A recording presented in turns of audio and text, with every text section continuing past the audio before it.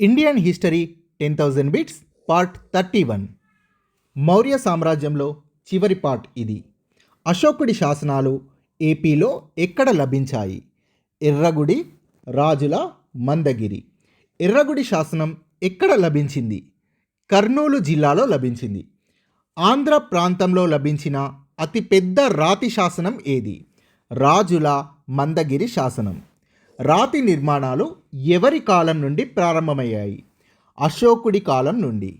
అశోకుడి కాలానికి ముందు వరకు కొయ్య నిర్మాణాలు ఉండేవి. జంతు బలులను నిషేధించినట్లు తెలిపే అశోకుడి శాసనం మొదటి రాతి శాసనం. మౌర్యుల కాలంలో రక్షక భటాధికారిని ఏమని పిలిచేవారు? ప్రశస్తి అని పిలిచేవారు.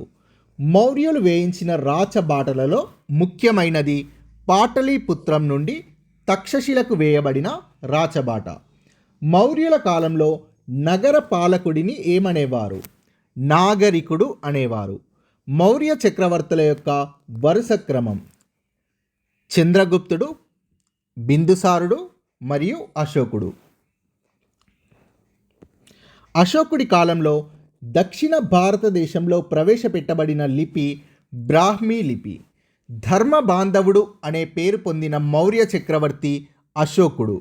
నేటి బీహార్ రాష్ట్ర రాజధాని అయిన పాట్నా యొక్క ప్రాచీన నామం పాటలీపుత్రం. థేరవాద బౌద్ధమత శాఖను అధికారికంగా 8వ బౌద్ధ సమావేశంలో గుర్తించారు. 3వ బౌద్ధ సమావేశం లేదా 3వ బౌద్ధ సంగీతిలో. సంగీతి అంటే అర్థం సమావేశం. అశోక అంటే అర్థం దుఃఖం లేనివాడు అని. అశోకుడు నిర్మించిన పట్టణం శ్రీనగర్. తన రాజ్య పట్టాభిషేకం సందర్భంగా రాజ్యంలోని యుద్ధ ఖైదీలందరినీ విడుదల చేసిన మౌర్య చక్రవర్తి అశోకుడు. మౌర్య సామ్రాజ్యంలో భూములన్నింటికీ అధిపతి చక్రవర్తి.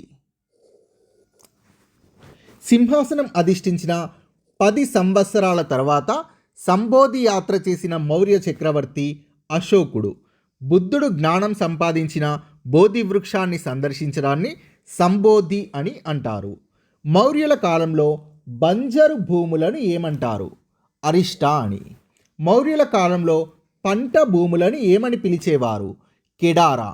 మౌర్యుల కాలంలో పశువుల మేత కోసం నిర్దేశించిన పచ్చిక బయళ్లను ఏమని పిలిచేవారు? విధిత అని పిలిచేవారు.